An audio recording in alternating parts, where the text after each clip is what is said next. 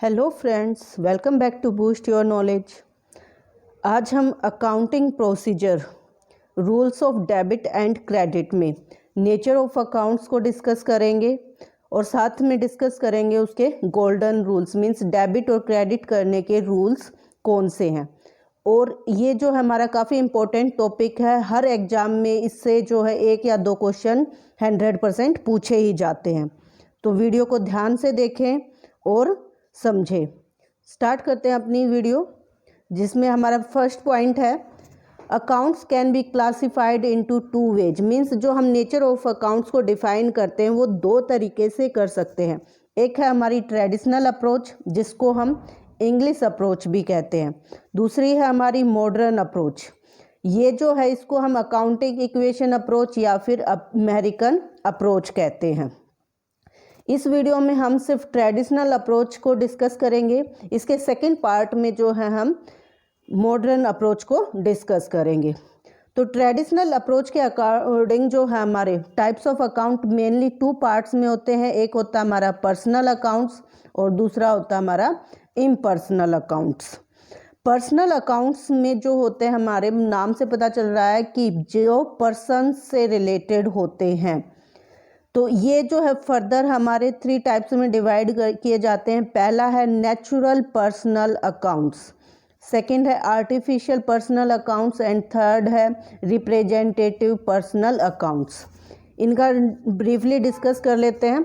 Natural person accounts means जो person से related होते हैं, जो कि हमारे क्या हैं, गॉड क्रिएटेड होते हैं। Means persons who are creations of God like us. जैसे हमारा नाम में अगर लें तो राम हो गया, राम, श्याम, आशा, मोहन, अंजलि, जो भी हमारे जिन पर्सन्स के नाम हो गए और जो क्या हैं गॉड की क्रिएशंस है, वो हमारे किस में आ गए हैं, नेचुरल पर्सनल अकाउंट्स के अंदर इंक्लूड हो जाते हैं।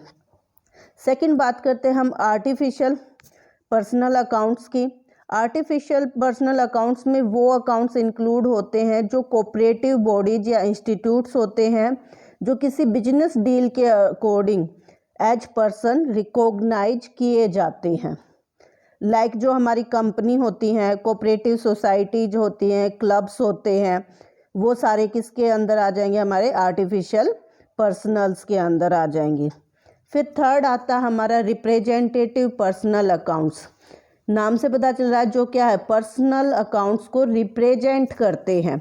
मीन्स वो डायरेक्ट किसी का नाम नहीं है, लेकिन वो किसी पर्सन को रिप्रेजेंट कर रहे हैं। एक ग्रुप ऑफ पर्सन भी हो सकता है या कोई सर्टेन पर्सन को जब वो रिप्रेजेंट करते हैं तो ऐसे अकाउंट हमारे क्या आ जाते हैं, रिप्रेजेंटेटिव पर्सनल अकाउंट्स के अंदर आ जाते हैं।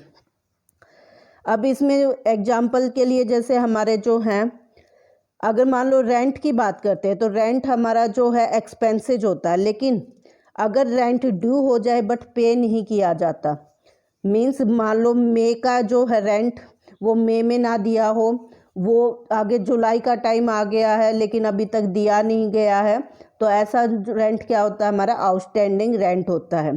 तो जितने भी एक्सपेंसेज हैं हमारे, उनके सामने अगर आउटस्टैंडिंग वर्ड आ गया है तो वो किसके अंदर चला जाएगा, हमारा रिप्रेजेंटेटिव पर्सनल अकाउंट के।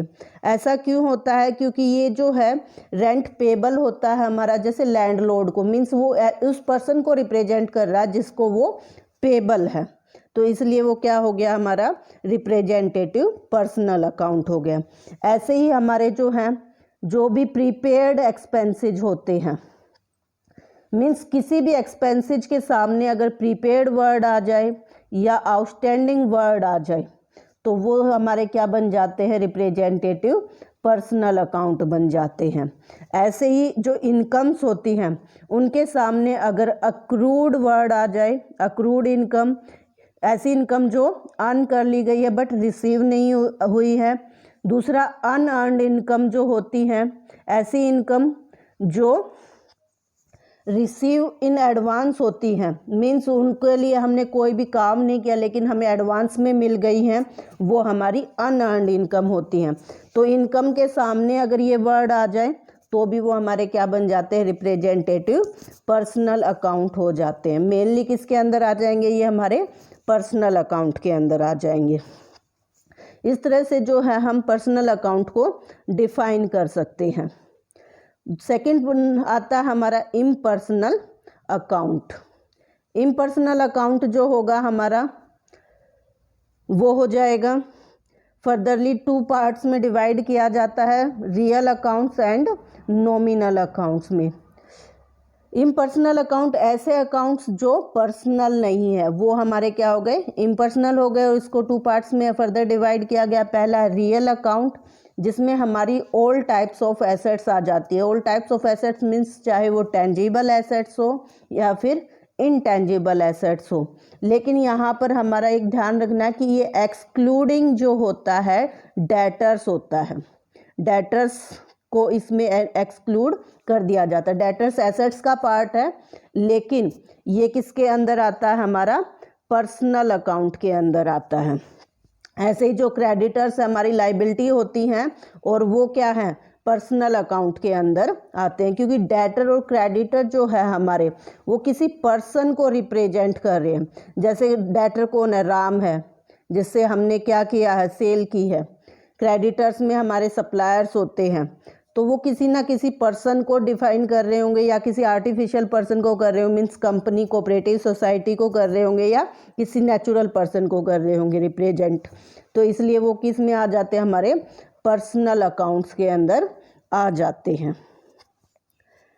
फिर हमारा जो है नेक्स्ट है नॉमिनल अकाउंट्स। नॉमिनल अकाउंट्स में हमारे वो सारे आइटम आ जाते हैं जो कि हम ट्रेडिंग में या P&L अकाउंट में लिखते हैं। मीन्स इसमें हमारी सभी expenses, incomes, gains and profits इसके अंदर हमारे क्या होते हैं, इंक्लूड हो जाते हैं। तो नॉमिनल अकाउंट में हमारे सारे क्या आ जाते हैं, जितने भी एक्सपेंसेज हैं, इनकम्स हैं या फिर हमारे जो हैं गेन्स और प्रॉफिट हैं, वो सारे किस में आ जाएंगे, हमारे नॉमिनल अकाउंट में आ जाएंगे। कई बार क्वेश्चन पूछा जाता है कि P&L अकाउंट का नेचर क्या है, तो P&L के अंदर हम एक्सपेंसेज और इनकम को लिखते हैं, इसलिए ये हमारा किस नेचर का है, नॉमिनल अकाउंट का है। तो आई होप आपको टाइप्स ऑफ अकाउंट समझ में आ गए होंगे। नेचुरल पर्सन्स मीन्स जो गॉड क्रिएटिव होते हैं, आर्टिफिशियल मीन्स जो हमारी कोऑपरेटिव या बिजनेस डीलिंग के दौरान हमारे एज पर्सन रिकॉग्नाइज की जाती है। रिप्रेजेंटेटिव मीन्स जो किसी पर्सन को रिप्रेजेंट कर रहे हो। ये तीनों किसका पार्ट है, हमारे पर्सनल अकाउंट का पार्ट है।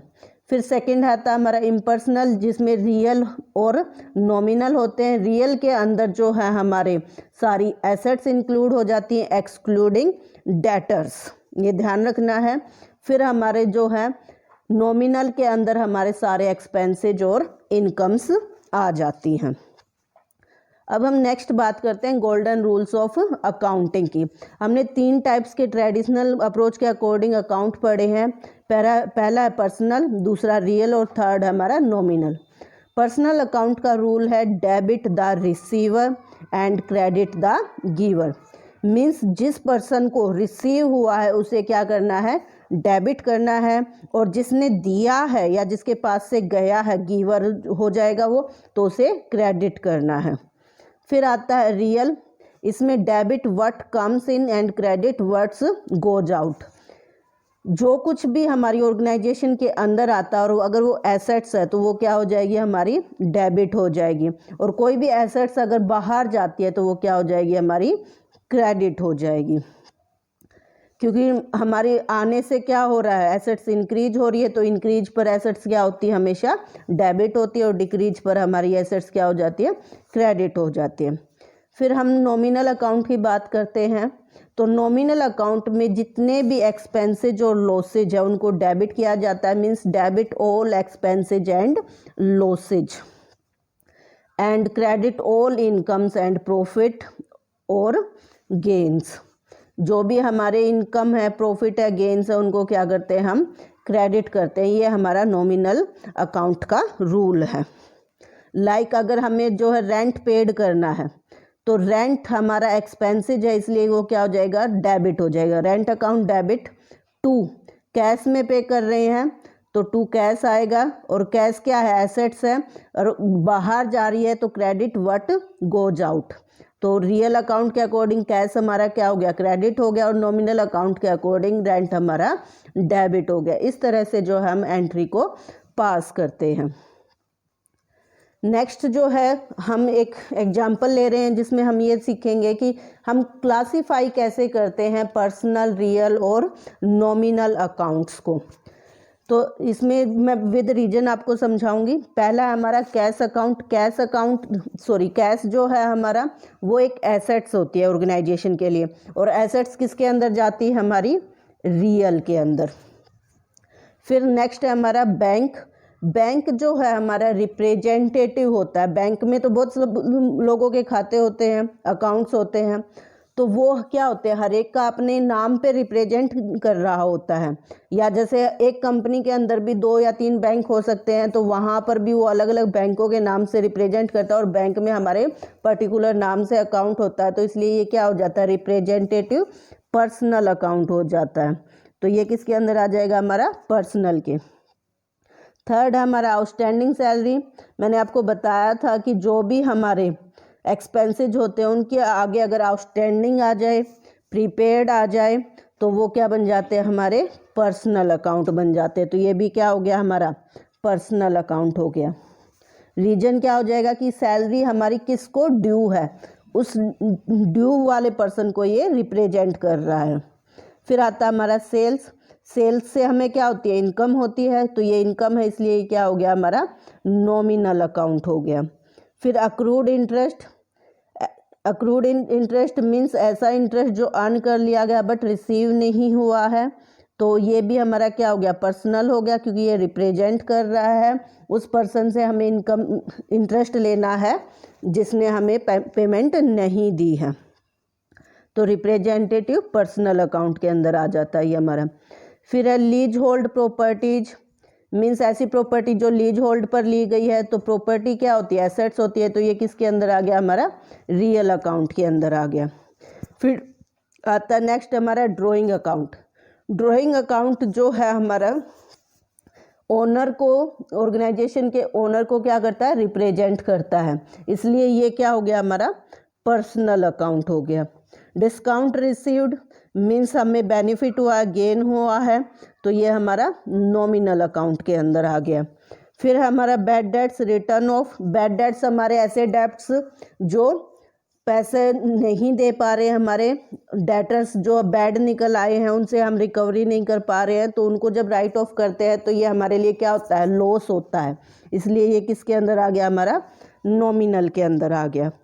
फिर परचेज, ये हमारे लिए एक्सपेंसेज होता है, तो ये हमारे किस में आ गया, नॉमिनल में।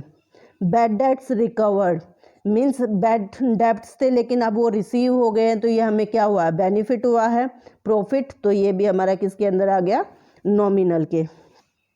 प्लांट एंड मशीनरी एसेट्स होती हैं, तो ये हमारा आ गया रियल अकाउंट के अंदर। फिर कैपिटल अकाउंट। कैपिटल अकाउंट जो होता है हमारा रिप्रेजेंट करता है फिर से ओनर ऑफ द ऑर्गेनाइजेशन को, तो ये किसके अंदर आ जाएगा, हमारा पर्सनल अकाउंट के। इंटरेस्ट पेड, इंटरेस्ट हमने पे किया मीन्स क्या है, एक्सपेंसेज है।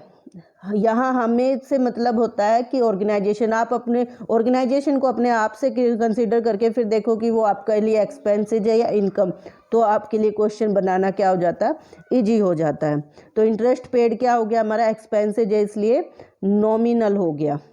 बैंक ओवरड्राफ्ट, बैंक अकाउंट जैसे हमारा पर्सनल होता है, ऐसे ही बैंक ओवरड्राफ्ट भी क्या होता है, पर्सनल अकाउंट होता है। फिर प्रीपेड रेंट, तो रेंट के साथ आउटस्टैंडिंग प्रीपेड कुछ भी आ जाएगा तो वो किसके अंदर आ जाता है, हमारा पर्सनल अकाउंट के अंदर।